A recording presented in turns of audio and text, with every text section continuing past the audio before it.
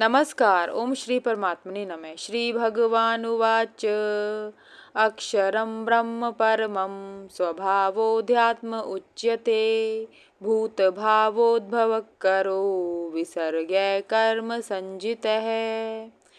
श्री भगवान कहते हैं कि परम अक्षरम अर्थात अविनाशी तथा जीव ब्रह्म कहलाता है और उसका नित्य स्वरूप अध्यात्म कहलाता है।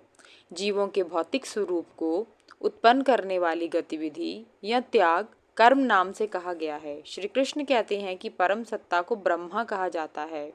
वेदों में भगवान के कई नामों का उल्लेख किया गया है। उनमें से एक ब्रह्मा है जो स्थान, समय, घटनाक्रमों और उसके परिणामों तथा कर्म व कर्म फल के बंधनों से परे हैं। ये सभी भौतिक संसार के लक्षण हैं, जबकि ब्रह्मा सांसारिक सृष्टि से परे है। वह ब्रह्मांड के परिवर्तनों से भी प्रभावित नहीं होता, इसलिए उसे अक्षर कहा जाता है। इसे परम भी कहा जाता है क्योंकि वह ऐसे गुणों का स्वामी है जो माया और जीवात्मा के स्वामित्व से परे हैं।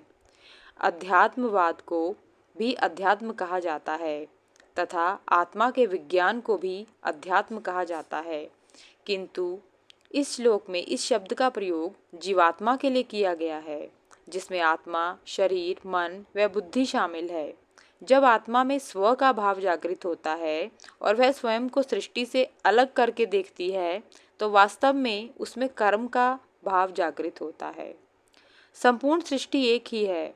अज्ञान के भाव के कारण मैं का भाव उत्पन्न होता है, जिससे कि कर्म का भाव उत्पन्न होता है। जब भी व्यक्ति स्वयं के अहंकार से प्रेरित होकर तथा स्वयं को एक इकाई मानकर कर्म करता है, तो वह कर्म से बंध जाता है। इस प्रकार वह पाप पुण्य का चक्र शुरू कर लेता है। वह जन्म मरण के चक्र में फंसा रहता है। कई बार व्यक्ति का अहंकार इतना बढ़ जाता है कि वह दूसरों पर प्रभुत्व स्थापित करना चाहता है।